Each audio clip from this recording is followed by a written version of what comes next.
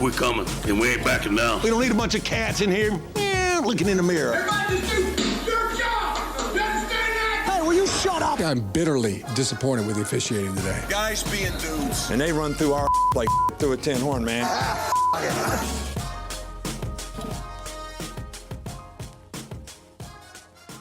Thank you, Lee. Thank you, Richard Johnson. I'm Alex Kirshner. This is a new episode of Split Zone Duo, a podcast about college football. Richard, how are you? I'm doing well.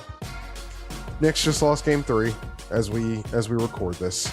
So hopefully but here's my problem. So if the Knicks win this in 5, I'm not going to be here. I'm not going to be in town this weekend. So I actually now need the Knicks to win. They can win game 4 if they want, but I need the Knicks to not win game 5 and hopefully best case scenario win game 6, which I believe is next Tuesday or Wednesday, which would then create the scenario that I want, which is me being in the city for the Knicks winning. Also the Knicks winning in New York City versus winning it in San Antonio. It was just last week on this very podcast that you said the real NBA finals had just happened in Oklahoma City. We missed the mark on that one, I would say.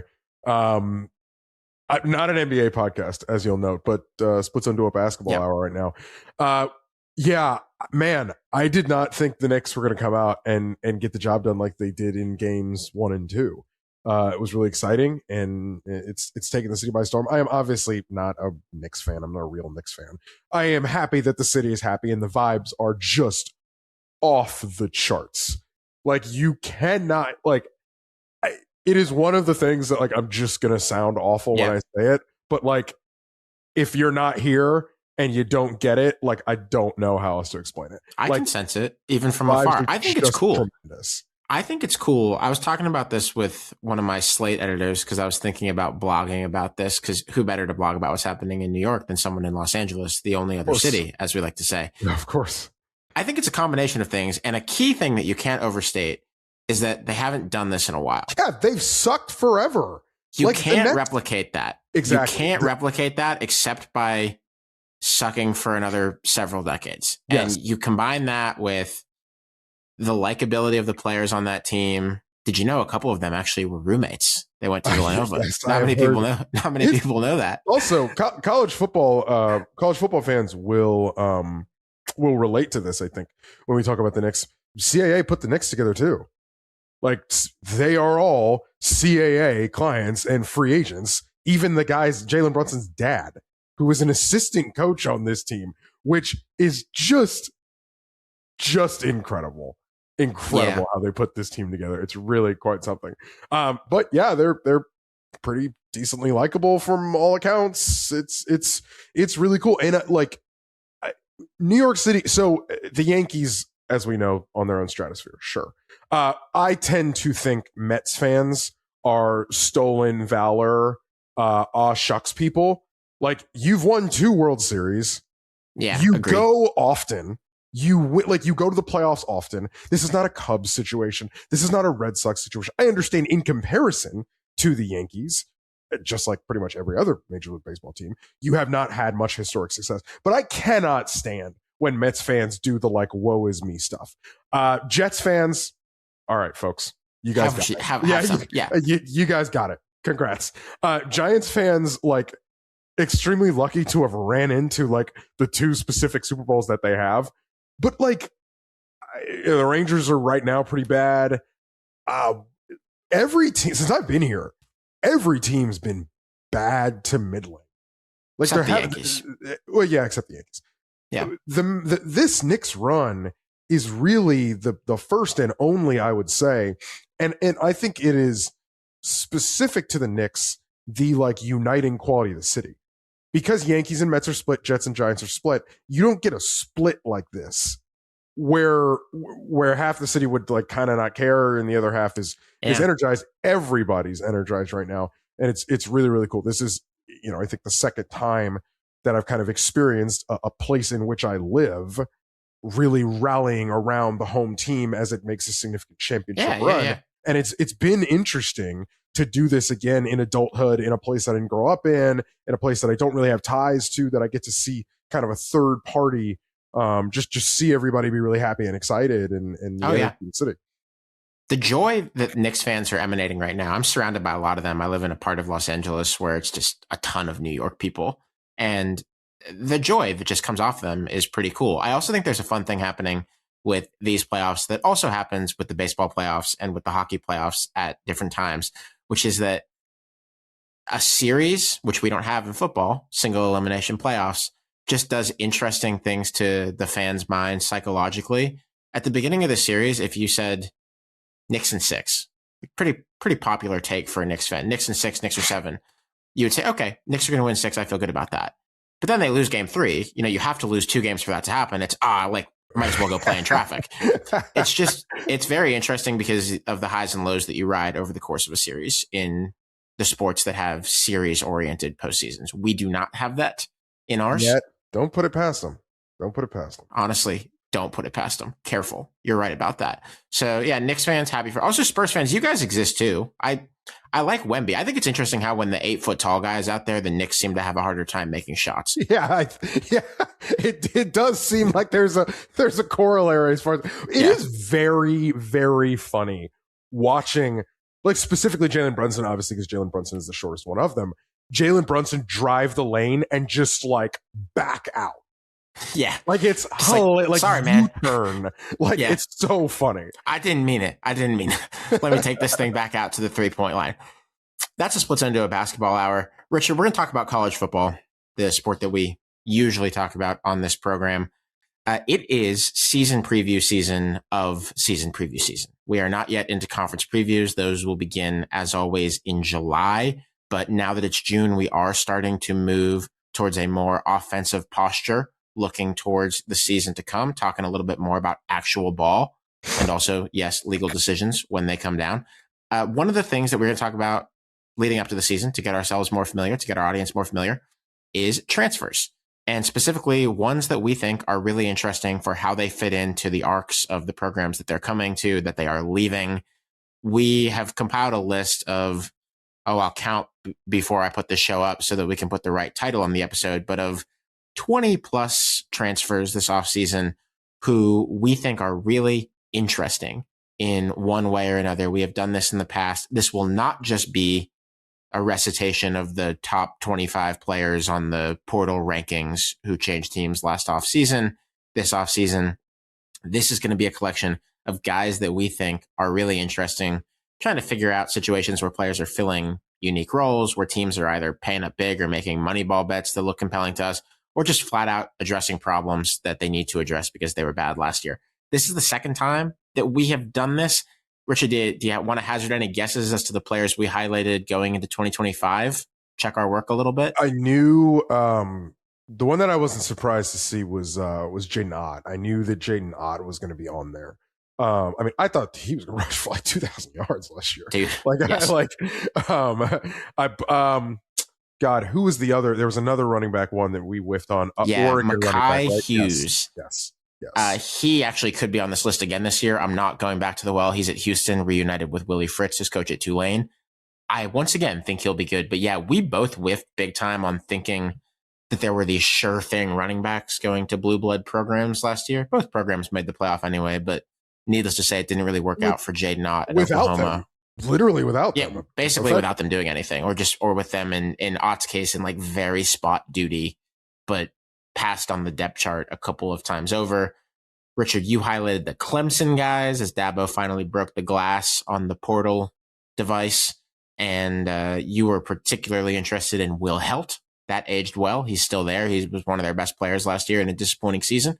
Edge, who came over from Purdue. I highlighted a couple of Michigan defensive tackle transfers who did not really move the needle. I correctly predicted that Dylan Thieneman would be a star at Oregon coming over from Purdue, though that one was pretty easy. And you highlighted Bear Alexander on Oregon, who also had a better year than he kind of started to live up to his promise. We had a bit of a whiff on Malachi Fields to Notre Dame. Kind of funny. He got a case of that, what I would call Notre Dame wideout syndrome, where he went to Notre Dame and immediately had his worst season in 3 years, and then just went to the NFL and became a third-round pick, more or less like you would have expected when he went to Notre Dame. You were smart. You highlighted Pat Coogan, the center who transferred from Notre Dame to Indiana. That one worked out well. And there were other weird ones. There were some slam dunks mixed in. We told you David Bailey would be good for Texas Tech. No one else could have told you that. No one heard it here first and only. Splits on Dual College Football Podcast. That is a preview of the way that this will work. We are going to aim to be creative about this. And like I said, not just read off the top names on the portal list. Before we do, though, I want to say thank you to our partners at Nokian Tires. Nokian wants you to tell them about the dream road trips that you've got plotted out this summer. They can be real or they can be imagined. Go to nokiantires.com/guide. It's Nokian Tires with a Y to enter your destination, and you will be entered to win some Nokian Tires swag. Get inspired at Nokian Tires NA with ambassador content, practical tips for your summer driving, highlights from the best entries. That's right. You can even make up where you're going. And our man Wes Bowling and the team at Nokian Tires will not come down on you hard for that. I also want to say thank you very much to our partners at Homefield, the best in the land for premium, officially licensed vintage and vintage-inspired college sports gear. Homefield has a robust summer release calendar charted out. You know they only do it big or they don't do it at all at Homefield. So you're going to want to keep yourself well apprised via Homefield social accounts and by regularly going, as any good citizen would, to homefieldapparel.com all throughout the summer. The game day patch trucker hats are out now for those of you who value both a little bit of shade for your eyes and a cool head. Not a metaphoric cool head, but temperature-wise a cool head. You can find those right now at homefieldapparel.com. Maybe you can get some apparel to enter into the transfer portal, aka the U.S. Postal Service, and come to your home. Richard, should we talk about the non-postal service transfers of the offseason? Yeah, when we talked about running we talked about not running down the 247 top 25 portal guys. I am going to start with, I believe, our number one non-quarterback transfer, which is Cam Coleman, wide receiver at Texas, who I really and truly cannot wait to watch this guy. It's going to be, I think he is going to, I'm pretty sure he's in the extremely early mock drafts, like a second or third round pick. Like, it's not like this guy's like falling off the face of the earth, but in the sort of eternal triumvirate that is Jeremiah Smith, Brian Coleman Williams, and Cam Coleman, you have the situation where they all came into college at the same time. Obviously, Coleman Williams and Jeremiah Smith, their freshman years, they take off, and then Coleman kind of doesn't really do a ton. Now, there's some Auburn in there, and that really comes to the fore in all of their sophomore seasons. So now he's out of Auburn, he's at Texas, 1,200 yards, 12 touchdowns. That seems like reasonable. And that's crazy. I do think that if he does not clear 1,000 yards, you would look at this and think, that could have gone better. You would hope that he would be in 4 digits this year with everything about that situation. There's just no way the connection won't be there. And there's just no way that the connection won't take Texas offensively to the heights that they expect. Now, obviously, we got to figure out the offensive line, whatever. We'll talk about that. But it's just the slam dunk. Just has to be if he stays healthy, as we know. You're braver than me. I'm not calling anything a slam dunk this year after the Ott situation last year, but you're braver than me, and I don't want to discourage you from having a point of view. I'm also going to go, I think my list is a little bit more diving down into the depths of the rankings than yours, though you did not just pick the top guys. I am going to start with a pair of transfers that are going to the same position room, which is the Nebraska defensive line. The number 53 interior defensive lineman, according to 24/7 Sports, and the number 109 portal defensive lineman. That is Jasir Whittington from Pitt goes to Nebraska, and Owen Stoudemire from Boston College goes to Nebraska. Richard, I think that people miss this a little bit, and I was looking through my personal stats dashboard in the run-up to this episode. If I were to ask you, what do you think was the biggest problem for Nebraska football last year, you would say what? The offensive line, and Pavlovian response to that question. Right. You would say the offensive line and or the underperformance of the quarterback who is now at Oregon because of some mixture of his own disappointing play and not being protected. That's what you would say.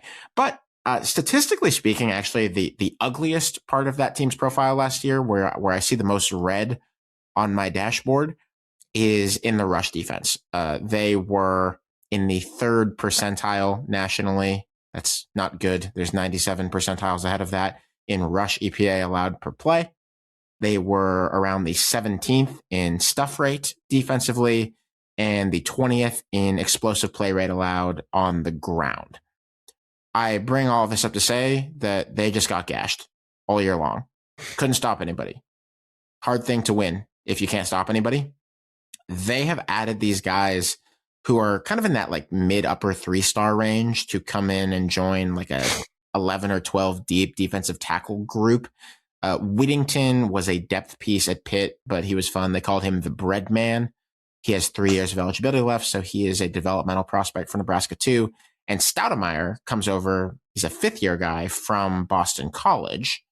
Before he played 3 games there last year, got hurt, was done for the year, part of that disastrous season they had. But I think he's actually a 6th-year guy, had a 5-year run at Boston College, filled some stat sheets over his time there. Not a huge guy. He's like 6'1", 290, but we'll see if he gets beefed up a little bit playing in the Big Ten.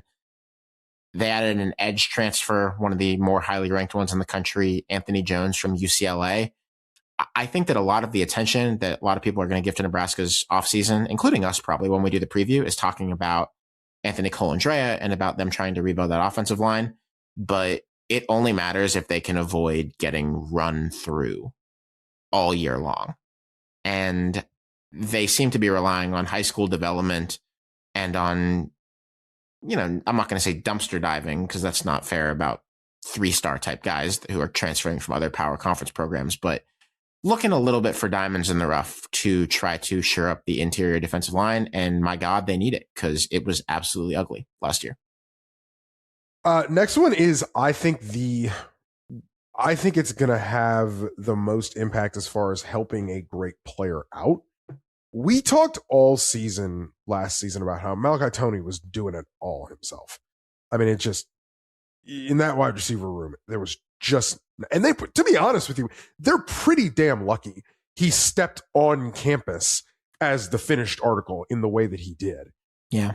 And what they did was they added Cooper Barkett from Duke, who I think is going to really just be like a sure hand for this offense in the passing game with Darren Mensah. I don't think Cam Vaughn is also a transfer that is interesting for them as well, who I do think has some stretch of field ability, yada, yada, yada. But I have some questions. I am not the biggest Darren Mensah guy on planet Earth. I have some serious questions about his arm strength still. I had some serious questions about Carson Beck's arm strength too, and look what happened last season. Came basically within a possession of winning the national championship. So, but I do think that Cooper Barkett gives this offense, this passing offense, another dimension, which is you don't just have to have Malachi Toney bail you out with an incredible screen pass that he houses for 78 yards because he's just Glad you said that. Richard, the Miami wide receiver group is going to be inverse racially profiled this year. Tremendous. Love to see it. Malachi Toney, unbelievable athlete, but they throw him screens and slants and just say, catch it and figure it out. Yeah. Whereas Cooper Barkett, a white guy named Cooper who comes from Duke via the Ivy League, I'm sure you're shocked, has a different skin complexion than Malachi Toney. But Cooper Barkett is going to be the deep guy. People are going to probably misstate what they think of these guys' skill sets because of, the Wes Welkerisms and the Adam Thielenisms of wide receiver evaluation and certain laziness in player evaluation. But yeah, I think Barkett is their deep and intermediate guy, and Toney is the guy who gets the ball within 5 yards of the line of scrimmage and runs as far as he can. Yeah, I'm in on how this is going to work. For my main offense, obviously you're bringing Mark Fletcher back. You're going to have to replace some stuff on the offensive line, but let's see if Jackson Cantwell is really as he is billed at left tackle. But as far as just fits to elevate rooms, in a sense, what free agency is used for at its best, Miami's use of the portal to go get Cooper Barkett is just something that we're keeping tabs on, monitoring the situation this season. Situation is being monitored. We are keeping a robust eye on what is happening at Miami. I am going to go back to the defensive line and talk about a junior college edge rusher from vaunted Iowa Western, probably the best program in junior college football. Andy Berberija is going to Clemson after first committing to the school that I just talked about, Nebraska. Clemson last year had a win in the portal with Will Helt. They get this player this year who had 11 sacks in JUCO last year for an elite program, 18 and a half tackles for loss at that level. I call him an edge, but he is a listed 6'5", 290, which seems to me like he could be a tweener. Clemson has had, and I'm curious for your thought on this. To my eye, they have liked tweeners on the defensive front seven, really throughout Dabo's time there, including when times were good. Most famous example is Isaiah Simmons at sort of a linebacker, box safety, nickelback thing, but also on the defensive line. Like what was Christian Wilkins at Clemson? Exactly. Like what was Peter Woods at Clemson the last couple of years? Like they like these guys who they can use as three techs and as defensive ends, depending on the situation. You go back to like Clelin Ferrell. Yep. Back to on the championship teams. You can go back for. If you think about it, they have had, and they had Dexter Lawrence, for example, who's, you're not putting him at edge. He's just this big fella in the middle, more of a Vince Wilfork type of defensive tackle who will line up over the center and kick his ass. But Clemson has had a lot of success with these types of defensive line athletes who they can do different things with. And to my eye, it seems like this JUCO transfer is going to be into that lineage this year. I think they're actually going to play him because he had committed to Nebraska during the portal period. I don't know that it got to the point of, I don't know where it got in terms of papers being signed and whatnot, but he committed to Nebraska and then flipped to Clemson. Certainly I would never accuse anyone at Clemson of doing anything untoward, obviously. But I'm interested to see what he does with them this year, especially because even as things were going badly for that program last year, defensive line evaluation wasn't the problem. We just talked about Will Helt, who came over from Purdue, who was a really good player for that team. I think I would buy some stock in this player. Not literally, which you now have to specify when you're talking about athletes, but I think he's got an opportunity to play a lot for them and be good. Iowa Western. Third on my draft board, as it were here, I'm going to go Coy Parrish, Minnesota's safety, who's going to Oregon. He basically is doing the Dylan Thieneman. A really good Big Ten safety, going to another Big Ten school. It's one of those things where you look at it and you're like, all right, I think when you look at what Oregon has up front, you're like, man, you could have any four guys back there behind them and they're going to be fine because you're not really going to be getting deep into the snap count here with what Oregon has up front rushing the passer still this year. They bring basically that whole front four back, Maury Washington, Bray Alexander, Mateo Uyunglele, and Tuioti. It's the whole crew. How are all of those guys back? I'm saying. Yeah. Derek Uncle Brown Phil, does not come back, but it's the whole squad. The whole squad's coming back. So you've got Brandon Finney on the outside, who's tremendous as a young player. And Parrish marshaling on in the middle of the field, I think can really have an effect for them. I do think that Parrish, he was one of the guys who coach, I have another guy on my list too, but he was one of the guys who coming into the season, the coaches pretended like he was going to do a Travis Hunter thing and play a bunch of off. That was very in vogue during training camp last year. And then like pretty much nobody did it. So he was that player for them. He had a truckload of interceptions his freshman year in 2024. He's going crazy. I think he even had a game ender in one of the games that they played. And in 2025, that number tailed off as it is wont to do because turnovers are a little cyclical, but he can still play. And I think you plug and play him into Oregon on the back end and you're going to have something. I'm going to go to the group of six now, which tends to be talked about less in terms of interesting transfers for obvious reasons, because there's more outbound traffic than inbound traffic among guys that we can easily evaluate. But let's go to James Madison, which obviously has a new head coach in Billy Napier. I'm going to highlight two people here. The quarterback, Arrington Maiden. He was the number 148 quarterback in the 24/7 rankings in the portal via Memphis. And unranked cornerback, Dwayne Kelly. Talk about Kelly first. I am going to shout out on this one Bennett Conlin of JMU Sports News, an excellent independent outlet that covers the Dukes. We've had Bennett on the show before. Bennett has a very helpful tracker of James Madison's portal ads and departures, which helped guide me in looking at the way that they were building their roster. Dwayne Kelly, DJ Kelly. Tell me, Richard, if this sounds like anyone that you could remember from the last few years of college football. Comes from Toledo. He's about 6'1", 185. Played as a true freshman. Had an interception, played about 140 snaps. Very highly graded by PFF throughout the year last year, just about every game he played. Played at the Maryland high school powerhouse St. Francis, Baltimore, which I know well, and has 3 years of eligibility left in front of him. I'm reading that, Richard, and I'm getting Quinyon Mitchell style stars in my eyes. They had 2 more DBs drafted this year, Toledo did, including a second round pick in Emmanuel McNeil-Warren, and Audrey Fuller also got picked from Toledo's defense last year. Toledo has had one of the best, most consistent defenses in the group of 5 and just continually seems to find athletes and also in a lot of cases hang on to them. They did not hang on to this guy, but I'm in on a highly touted rising sophomore who played a lot at Toledo and played well as a true freshman, for sure. All right, let's talk about and the quarterback. Don't let me forget him. Arrington Maiden. They're going to have a quarterback battle. They have Camden Coleman who was in the portal last year, who came from Richmond, good FCS program. They have a couple other guys. Maiden, Arkansas fans will remember because he is the guy who came in at the end of the Memphis Arkansas game last year and basically ran over Arkansas. Like he came in for one play and just plunged forward for 11 yards to close that game out. We're going to find out just how plug and play James Madison is this year. I'm fascinated by it. Alonzo Barnett is gone. UCF? We talked about UCF, yes. Yeah. Alonzo Barnett is gone.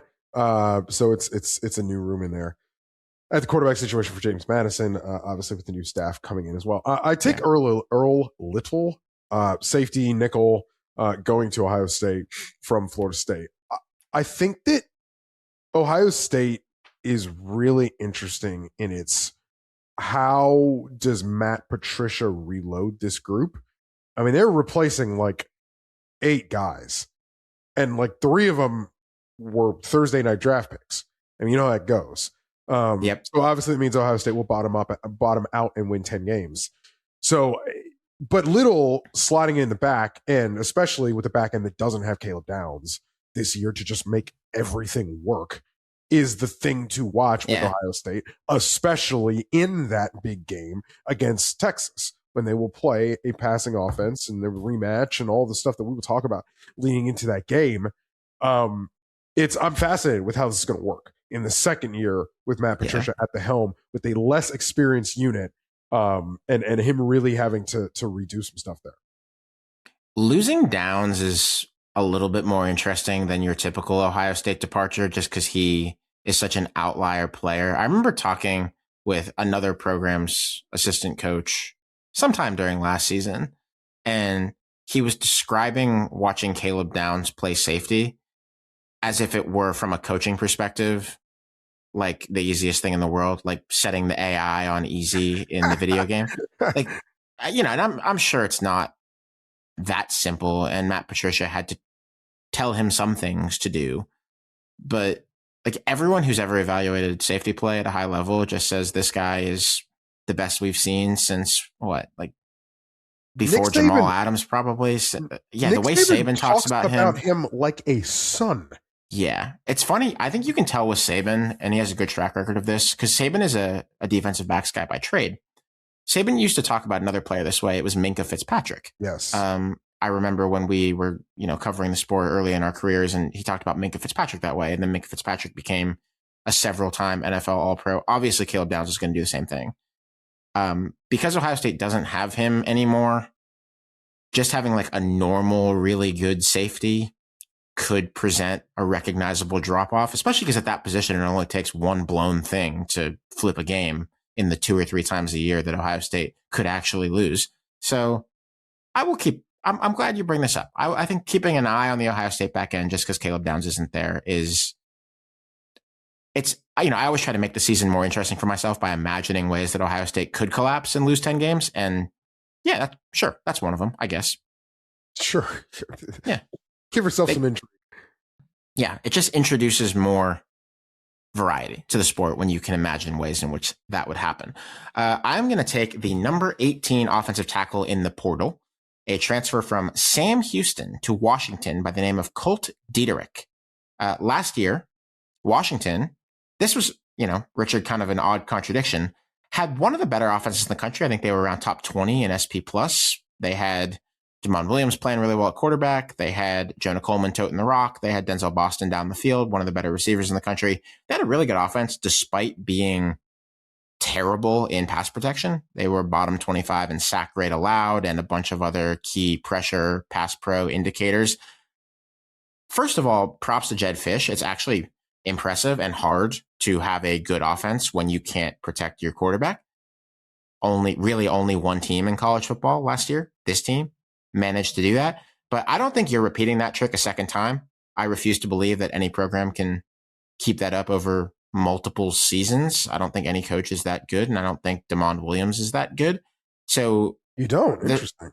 I think he's good, but is he good enough for 2 years in a row to defy physics and gravity with an offensive line that can't protect him? I don't know, especially not when you take away one of the best running backs in the power conferences and one of the best receivers in the power conferences. Coleman and Boston are both gone now. I think NFL in both of those cases, right? Yeah, I think so. Yeah, I think I would remember if they had transferred. Yes, Jonah Coleman is now in the NFL with the Broncos. So the point is, I think Washington has to have a better offensive line this year. I don't think they can get away with it again. So they go and get this Sam Houston tackle, Colt Diederich, and they also, at the same time, have a 5-star true freshman, Cody Green. And it sounds like it's going to be a camp battle between those two.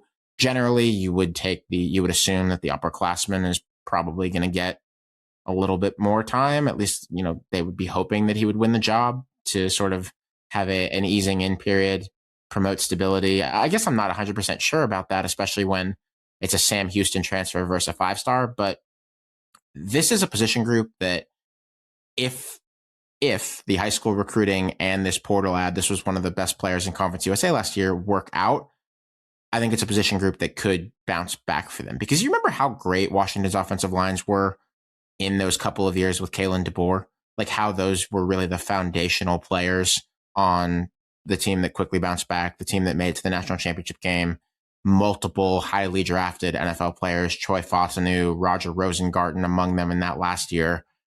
And then last year, they just kind of sucked at protecting their QB.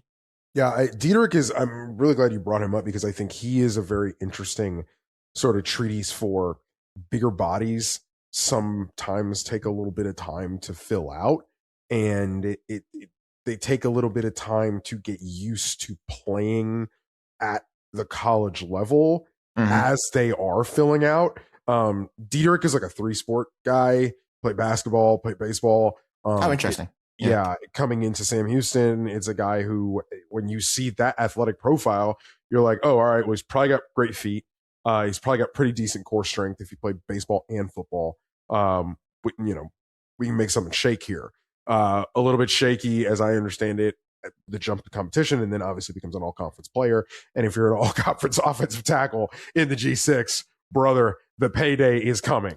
And I imagine that it came for him at Washington. If the offensive line is good, I'm pretty intrigued about what Washington could look like this year, despite the very weird vibes around the way they ended last season and the episode with Williams trying to leave and being kind of told by some lawyers that he probably shouldn't do that. There is talent throughout this roster. If they can protect the quarterback better, even losing the guys they lost, I think we've tended to treat them as a bit of a forgotten program in the Big Ten the last year or two. It does not have to stay that way. So I'm going to keep an eye on the Huskies. Richard, your next guy. I'm going to go John Henry Daly, one of a couple players that Kyle Whittingham is bringing with him from Utah to Washington that you just look at and you're like, all right, this is a 12-sack guy last year. The production is there. Huge jump in production for him in his, I believe, his 3rd season at Utah last year. I think this guy comes in the Big Ten, slots into this defense, and you've got a guy coming off the edge that's this isn't this like twitched up guy. This is a guy who's he's I don't know if it's undersized.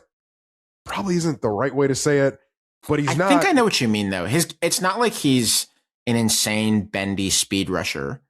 Yeah, that's like not him. A&M Von Miller. But he's not this like thick, like he's also not really that like really big. But in any event, the production is there. It's going to be there in Michigan, I think. And it's going to be fun to see him in the Big Ten. I mean, you know what he sounds like is a Utah defensive lineman. Yeah, yeah, Just, absolutely. Like solidly built. I also think he was I need to look this up, but I think he was the rare. Yeah, he was a BYU to Utah guy. Oh, interesting. Yeah, that's typically a move that coaches make more than players. Whittingham did that. Yes. Yeah, he was a BYU to Utah guy. Played his first year at BYU. Yeah, really good player. He was a Walter Camp first team, AP second team All-American last year. Also, obviously, all Big 12. He might be the most slam dunky guy on your list for me.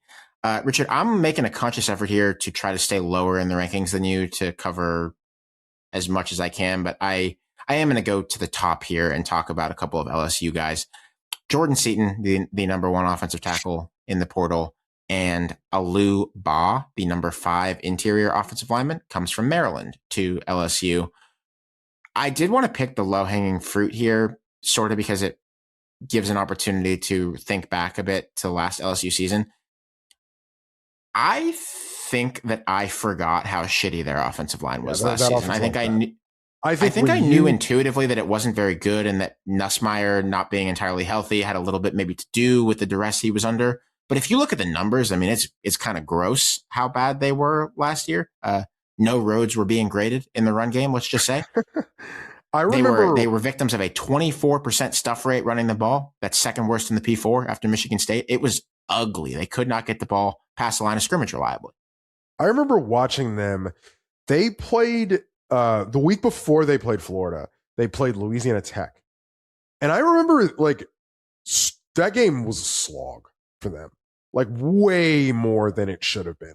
And then they go out against Florida, who I can't even remember if Caleb Banks was playing that game or not. But I remember mightily struggling, and that was the game DJ Lagway threw whatever 5 picks or whatever, and LSU failed. LSU failed to blow them off the face of the earth at home, which is what you do when a team throws 5 interceptions against you. And part of it was because they struggled to as you're saying, to move the ball, to get the ball to the basket. And I think some of that is because that offensive line. I mean, the Clemson game. If you want to take the whole beginning part of that season, sort of as the Clemson game was horrible, and that was where you're like, oh well, these two teams are going to be great. Play defensive struggle. It's first week of the year. Look at the back end that LSU had, and we sort of overlooked it. But no, the offensive line became a feature, not a bug. Regrettably, very much so. It was ugly all year. I don't think they ever replaced. I mean, I know they never replaced Will Campbell, who was the left tackle who went to the Patriots, where he learned about the difficulty in jump and competition level between the SEC and the NFL. Honestly, he's a perfect example. He gave some really introspective quotes, Campbell did actually, about how hard it is to become an NFL offensive lineman. Felt for him watching him just get torched in the Super Bowl. And it was almost enough to forget how important he was to the times where it actually looked kind of okay for Brian Kelly at LSU. It was not okay last year. You get 2 obvious plug and play guys. Seaton is going to hug Roger Goodell, not just on Thursday night, but probably in the first hour of Thursday night come next April. Yeah. Ba is an NFL prospect himself. I think that Sam Leavitt is going to be the most, for obvious reasons, ballyhooed, marketed LSU transfer this year. He's the most important one in a vacuum, yes, but LSU could have gotten any of the top 10 portal quarterbacks, and I think my posture on them going into this year would be pretty much the same.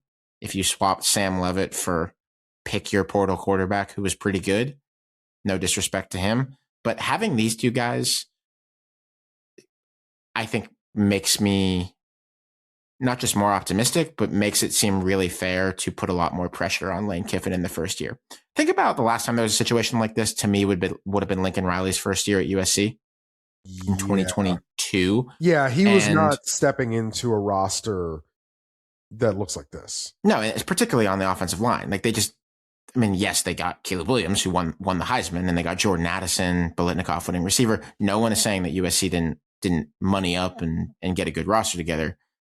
But LSU didn't skip the foundation here. So these two guys are a big part of the reason why there will be no excuses for not immediately being really good. Like, better win 9, should at least be in the playoff hunt until the very end, probably should make the playoff, or else it seems like kind of a flop because of the good work that they did in the portal. Yeah, I'm gonna go. So the thing with LSU is I am interested in how Seton operates in this offense and if it becomes a thing during his draft prep. I don't think it will be. Like, I don't think it becomes a big deal at all. What do you mean? But and I don't think it becomes a big deal because we've seen him play at Colorado pretty well in a different style of offense.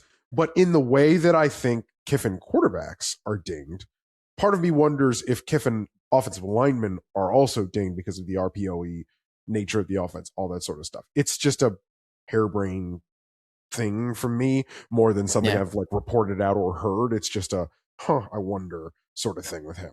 I doubt it's going to happen because you've already seen the talent from him in 2 years at Colorado, but just monitoring. Do you think that there's an offensive tackle version of skepticism on quarterback prospects because they ran too many RPOs, like the knock was on Tua? Yeah, I wouldn't say it's a tackle thing. I would say it's more an offense. I think it's offensive line writ large. I think that there is some, because I do think some people overstate the dearth of offensive line play in the NFL. It's hard. But I do think that some of it has to do with the RPOification of the game, with the spreadification of the game. And, we're going on 15 years of this now. So it's not like this is new. I think we've probably talked about offensive line winnowing away, or offensive line play winnowing away, for as long as modern football discourse has been happening, because we've been talking about quarterback play winnowing away for as long as football discourse has been happening. Richard, take me to the rest of your list. I'm going to go the full position group here. Do you know who Oklahoma's tight end coach is, Alex? I do, because someone was recently in their football office and informed me that they saw this guy. And I was like, wait, he didn't play there. What's the deal? I do know this. I will let you tell everyone, but this was a fun one. Former Dallas Cowboy and Tennessee Volunteer Jason Witten is the tight ends coach at Oklahoma. So why I think the Oklahoma tight ends room is so interesting is because if you're not really aware of what's happening in the NFL right now from a personnel standpoint, so you had this, if you want to take over the last 15 years is probably a decent time, maybe 20 years, you had offenses get lighter, right? You have all this stuff where we're spreading guys out and we're not doing the I form, but the fullback is now extinct. All this stuff. That's kind of the clearest example, right? So offenses do that. And then what do defenses do? Well, defenses then get lighter in the ass too.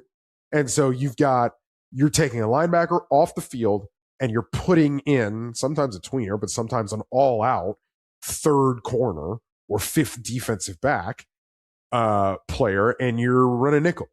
So you're lighter in the ass, and it doesn't hurt you because offensive personnel is not heavy enough to exploit the lack of mass you have as a defense on the field. That's coming back the other way. The clearest example at the NFL level, it's coming back the other way. The clearest example is the Rams. The Rams ran an amount of 13 personnel, one running back, and three tight ends last year. That is frankly stunning.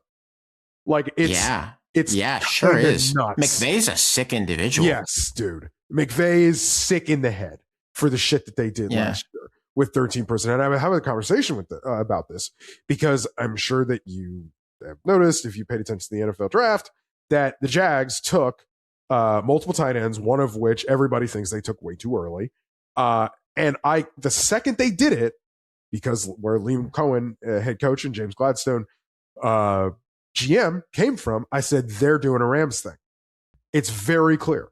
The Rams used 13 personnel. This was it's one of his games, one of the games they played this year. The Rams used 13 personnel on 30 of their 67 offensive plays, the second highest rate in an NFL game since 2016. Yeah. It's nuts how the Rams are doing this. So, I think the NFL, copycat league, starting to follow suit a little bit. Oh, they are. Yeah. You're starting to see it. And did you see who my guys gave an eight-figure guarantee to last week? They're like backup / occasional number 3 tight end, Darnell Washington. I got to get heavier. Get heavier. And I did wonder, would this come around in college at all, or when will this come around in college? Well, wholesale upturn of the Oklahoma tight end room. Hayden Hansen in from Florida, Rocky Beers in from Colorado State, and Jack Van Dorselaer in. 3 new tight ends. I cannot wait to see what Oklahoma is able to do with its tight end room this season, if they are actually really going to try and go kind of, all systems go into a heavier heavier day on offense. By the way, with Jason Witten, if you were thinking to yourself, as I was, what was he doing between the doomed stint in the broadcast booth and now? I don't remember him being a coach of another college football team. You're right. He has been coaching high school ball in Texas since 2021 and gets brought out here to be Oklahoma's tight ends coach. Obviously qualified, not suggesting even for a second otherwise, but he's had an interesting journey. Jason Witten has. I mean, played for a very long time. He's still just 44. He's not very old. He could have a long coaching career ahead of him, but sort of just disappeared off the face of the earth after the experience that did not go the way he wanted in the Fox broadcast booth. And actually, I think as a matter of fact, he came back for another year or two at the end of his NFL career. After that, played for the Raiders for a moment during the COVID season. Oh, and he was just a high school coach. About that. So did I. In case people can't tell, but if you're watching on our YouTube channel at College Football Podcast on YouTube, subscribe, by the way, great way to support the show. You will see me looking to my right to check his Wikipedia. He came back for a minute right after he had gone to the broadcast booth. Weird journey. And now he's at I don't know about a conference rival, but a conference opponent of his alma mater, Tennessee. They have played a couple weird games. Like Brent Venables put the book out on how to stop the offense a couple years ago in Norman. Last year, R. Mason Thomas runs that fumble back and tear his quad or whatever it was in that game. Yeah, they've had some odd moments. Yeah, they've had some odd moments for sure. I am going to do another position group here. This one actually is going to get pretty close to the top of the rankings, but only for a moment. The Texas Tech defensive line thing this year, all commentary on Texas Tech's most notable transfer, the quarterback, will be in a bio chamber. It will not be accessed during this episode. It's on the feed. It's on the Split Zone. Yeah, it's in the splitzone.com feed. If you want about a 45-minute, I really enjoyed it, in my opinion, pretty explanatory interview with Sam Ehrlich, who is a college sports litigation tracker, assistant professor at Boise State's College of Business and Economics, and just very smart about the stuff. We talked a lot about what the Sorsby thing means, where it might be going. Who knows when the next development in that case will come down, but you can listen to that. I want to talk about the Texas Tech defense. Last year, I think that Texas Tech's haul in the portal on the defensive line may have been the most successful position group haul in the portal era's history. Yes? David Bailey, Romello Height opposite him? Sure. I mean, in any event, they I will give give Texas Tech credit. They buy players who can play. Yes. And they buy big guys. Yes. Who can play. Absolutely. And that's not as easy as people think it yes. is. And also, I forget, I don't even mention a defensive tackle who was also a portal ad last year, Lee Hunter from UCF, who became a great player for them and played himself into being a second-round pick in the NFL draft by the Panthers. All those guys are playing in the NFL now. Bailey was a early lottery pick was it the Jets? Who took David Bailey? Jets, I think. Can't remember. NFL podcast, as always. Anyway, they are running it back. They just have a new crop in. They have the number 1 interior defensive lineman in the portal. That is Mateen Igbaragba from Wake Forest. And then they have the number 20 and number 33 edges. Here, I think they're playing a little bit more money ball, actually, with their edge rushers. So they have Adam Trick from Miami University and Trey White from San Diego State. That's a little different than last year, where David Bailey pops into the portal after Stanford's coach gets in trouble and gets fired. And suddenly in the spring, you just have an obvious game wrecker available to you. And Texas Tech went and got him. These are not, in the case of the 2 edge rushers, the same kind of slam dunk. I think Igbaragba is definitely the Hunter replacement and will be good in the middle of that line.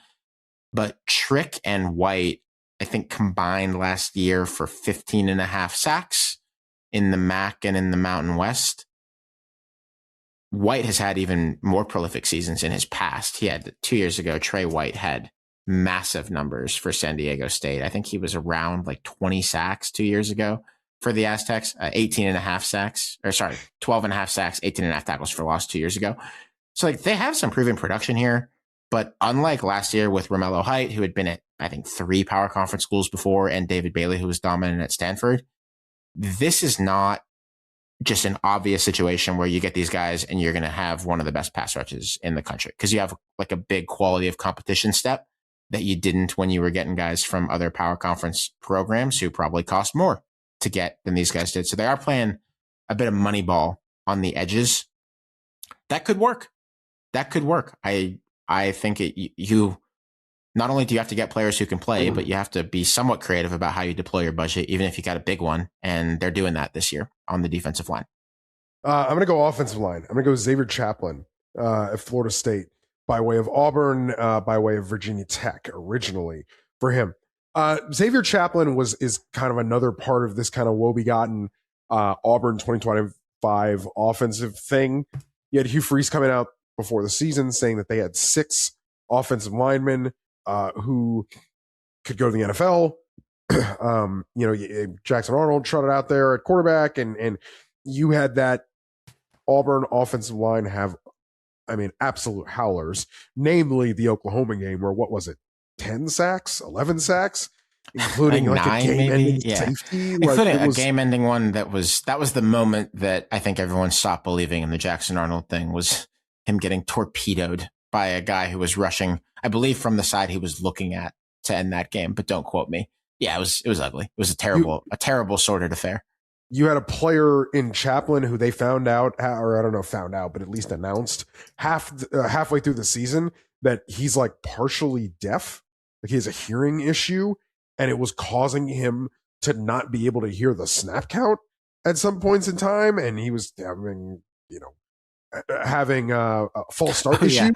I remember that. I remember that also because Hugh Freeze explained it in a press conference and was so clearly trying to explain it in a way that wouldn't sound like he was doing what he always does, which is throw his players under the bus. I remember this well. Yeah. So for Chaplin, I think, and Chaplin is going into a Florida State offensive line that, gee, I bet you can't guess, is pretty heavily portaled.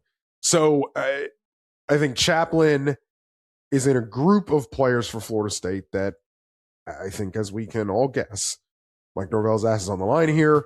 Mike Norvell is back calling plays here. And I think Chaplin specifically can do a lot to rescue what last year did to draft stock, career aspirations, et cetera, et cetera. Could I devil's advocate this thing about Mike Norvell for 1 second? Please. Is his job on the line? I assume so, but if last year didn't do it, if they're just broke. Last year was we don't want to pay the buyout. We're going to try to run it back and pump money in the roster and give them a bunch of new front office. My biggest thing is, to be honest with you, I don't know if the AD is going to get through another 5 and 7 season. No, with Mike Norvell is what I'm saying. Very fair. I assume, I don't mean to overly devil's advocate this, but the fact that he's even still here at all is just still a little bit funny to me. Elsewhere in the Atlantic Coast Conference, such as it is, I want to highlight the Cal wide receiver room. This was one that our friend Bill Connolly highlighted some weeks ago before we had him on the program to talk about returning production and his favorite portal classes. Chase Hendricks is a 1,000-yard receiver from Ohio, which longtime listeners will know I was a big fan of their offense last year with Parker Navarro at quarterback. They beat West Virginia. They had a fun team. He gets the power conference bump here. They also get Ian Strong from Rutgers, who was a relatively bright light in some really disgusting Rutgers offenses in recent seasons. Remember, I mean, you know what I'm talking about. Wasn't it last year was it last year or was it the year before where we were like, hey, Rutgers is passing like a lot? Yeah. It not especially successfully. Yeah. Although actually last year, the quarterback who I was hard on, Ethan Kaliakmanos, actually improved. He had a better year. So I'm not going to say it was all on him. But the Rutgers offense has just not really been a joy to watch, I wouldn't say. And Ian Strong goes to play for Tosh Lapoy here at Cal. Gets what I'm going to say is just a slight quarterback upgrade to Jaren Kiave Sangapulotele. I tend to think that any of these guys going to Cal are major breakout candidates, could be all ACC type people now that they are in this offense. They also have a transfer from New Mexico, a program that we like, Dorian Thomas, a tight end, and a couple of other running back tight end guys. Tosh, just pretty quickly, I say Tosh, I also mean Ron Rivera. I mean, the whole apparatus at Cal, they really share the thing there, has done, to my eye, a pretty good job just getting people in the door, and we'll see who sticks over the course of this season. But Cal is going to be, this year, Richard, I mean, they got onto this a little bit last year. Cal is going to be a deeply enjoyable late night capper for your college football Saturdays this year. Can they defend anything? I don't know. We'll cover that in preview season. We'll probably be wrong. We'll come back to it in mid-September, but there will be offensive fireworks with that team this year. There will be aesthetics that are fun to watch. There will be balls being thrown very far down the field and being caught by people. And Cal fans, you deserve that. I think this will be fun. All right, I'm going to go for my next guy. I'm going to take Hosea Wheeler. He's a defensive lineman from Indiana that I'm kind of shocked they let him leave, which means I imagine Baylor really threw the bag at him. But yeah, I'm pretty surprised that Hosea Wheeler was allowed out the door. He joins a team that had the second worst sack rate in the Power Four last year, Baylor. He's not an edge rusher, but obviously having good defensive tackles, interior guys, also helps you get pressure on the quarterback for obvious reasons. Baylor, I love this for Baylor. Sometimes now that we've been blessed to do the show for long enough, I catch myself in show prep thinking about my hobby horses and players' situations that I've remembered over the years.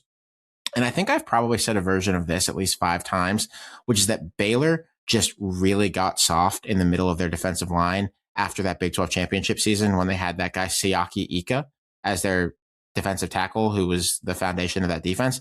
They just have never fixed it. It's been like, 3 or 4 years now of just them being very malleable on the defensive line. And this guy will help. So nice job, Baylor. Great get. I'm sure we'll get a text from some Indiana sources after this explaining that there was a reason that Sig let him go or something. But I nice look forward to hearing about it. I don't know if I'd have to look. Wheeler was not one of the James Madisons that came with. He was not at James Madison. He was at Western Kentucky before. He got to Indiana. He actually got to Indiana in 2025. Oh, interesting. He was so he was in his first year with them last year. Good get. Optimistic get for Baylor. We'll see if they can figure it out in the run stopping game this year. Richard, here is my last guy on my list. This is a running back, Rodney Nelson, who is transferring from Monmouth in FCS to Miami University. That's the one in Oxford, Ohio.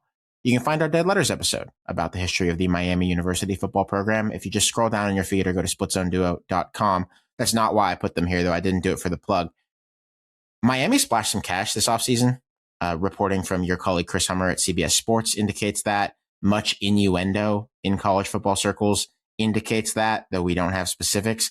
I believe Chris reported that it was in the upper 7 figures for a roster budget, which for a MAC team is not small. And I would say that outside of the good American jobs and Boise State, James Madison, I don't know how many G6 teams are spending more than roughly what Miami is spending this year. If you're pushing more than $5 million as a G6 as one of those G6 teams, yeah, all right, cool. You got my if you're not one of the team, I mean, if you're not one of the teams that could win the American or Boise or James Madison, someone like that, that is a ton of money. So one of the players that they got, though I don't know about the specifics of his deal, is this running back Rodney Nelson from Monmouth. This guy ran for 2,600 yards the last 2 years. He was just the CAA Offensive Player of the Year on a 9-win team. He is 5'8", 195. His playing style is what you would think it would be based on that size. Miami pretty famously just gets drubbed in the portal every year. They've been a good developmental program that just gets picked clean. We already mentioned Adam Trick, the edge rusher from that team, who's on to Texas Tech this year. This has happened to them a lot, probably even more than your median pretty good G6 over the last few years. But they, at Miami, have done a good job not just crying about it and wallowing, but, you know, understanding that there is a food chain and that there are also schools that they can pluck from. And so they have this guy from Monmouth, which has produced a lot of good ball players in recent years. Monmouth has kind of been, and this is maybe why it caught my eye, a bit of the Miami of FCS in terms of just losing good player after good player after good player who makes the jump. I'm counting at least 7 this year from Monmouth who got FBS looks or FBS roster spots. That includes the Offensive Player of the Year, who I just mentioned. That includes the CAA Defensive Rookie of the Year, Lamont Lester, goes to Colorado with Dion. He's a defensive lineman. That includes an FCS All-American wide receiver, Josh Derry, who goes to UCF. This has been happening to Monmouth for a while, since like early portal era. I remember Tony Muskett, Big South, one of the best quarterbacks in FCS a couple years back, went to UVA. Monmouth might be the most rated program in Division One. I don't know if I can scientifically prove that. I don't think you can scientifically prove but I know we got a Monmouth Hawk listener somewhere. I'd love to hear what it's like to be a fan of the Monmouth football program right now, because they are getting picked over. One of the greats, Emery Hunt, does a lot of Monmouth broadcasts. Works with me in CBS Sports. He's with me on a lot of Saturdays. That's my guy. He's always talking to Monmouth to me in the studio when we're Sure. Miami, by the way, has had some success with FCS skill guys up. That's been part of why they've been good the last few years. So I'm betting that this is going to be another one of those guys. If you are looking for interesting players to watch in the MAC this year, the running back Rodney Nelson, who comes to Miami from Monmouth. Richard, you got one or two more for us? Yeah, I got 2 more quickly on another ton of 2-position guy. Promise that didn't really go well last year. Smith Snowden is coming in again with Kyle Whittingham to Michigan on the back end. Just a player to look for. Interested player, wildly athletic. I think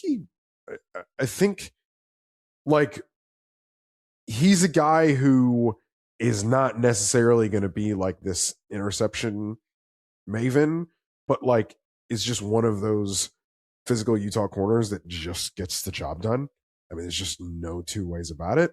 So for Michigan, I'm interested in that. And then the other one, my 10th one here, Colton Joseph, quarterback. I only took one quarterback. I haven't taken many quarterbacks, but we didn't want to take a bunch of quarterbacks on this, but I did take one. Colton Joseph, who goes from Old Dominion to Wisconsin. All right, Luke. All right, let's see it, big fella. Because I am really interested in how Colton Joseph changes the identity of what Wisconsin's going to do on offense. Because let me tell you, you are not dropping Colton Joseph back there to just sit there like a sitting duck. He is going to move. And if he's able to show his skills here for Wisconsin, they could be really fun. I mean, this is a bona fide 1,000-yard rusher at quarterback. He did more damage to the Indiana Hoosiers in 2025 than any other player in college football. On a broken play, sources will tell you. He troubled them really badly. He's got one of those wild stat profiles too, where he is a running quarterback, but also in terms of like depth of targets and the percentage of his throws that are well down the field, he's one of the most aggressive quarterbacks in the country. Old Dominion and Ricky Ronnie like really turned him loose. Yeah, that offense was Tennessee adjacent in the last couple of years. I don't know if it's going to work, but I mean, I want to compare the way we were talking about Wisconsin last year at this time, when it was like, oh my God, dude, they're going to start Billy Edwards at quarterback. Like, why do we have to sit through this? This has my attention. Also, Edwards is now going to play for North Carolina. So North Carolina, you're in that position now. But Wisconsin will, if they're not going to be good, they'll be a more fun kind of bad this year. And that's something. That's something. It may not be enough, but it is something. Yes, it is. Richard Johnson, that has been, I'll count it up after we get the transcript for the show. That's what, the 24 to 26 most interesting transfers in college football going into 2026? Do you have a favorite of the group? 25 is a good college football number, top 25 poll, etc. 24 also may unfortunately be a really good college football number here in the next couple months if the powers that be continue. But 26 for 26, let's make a decision here. And you, the listening audience, will see when the title of the episode comes out.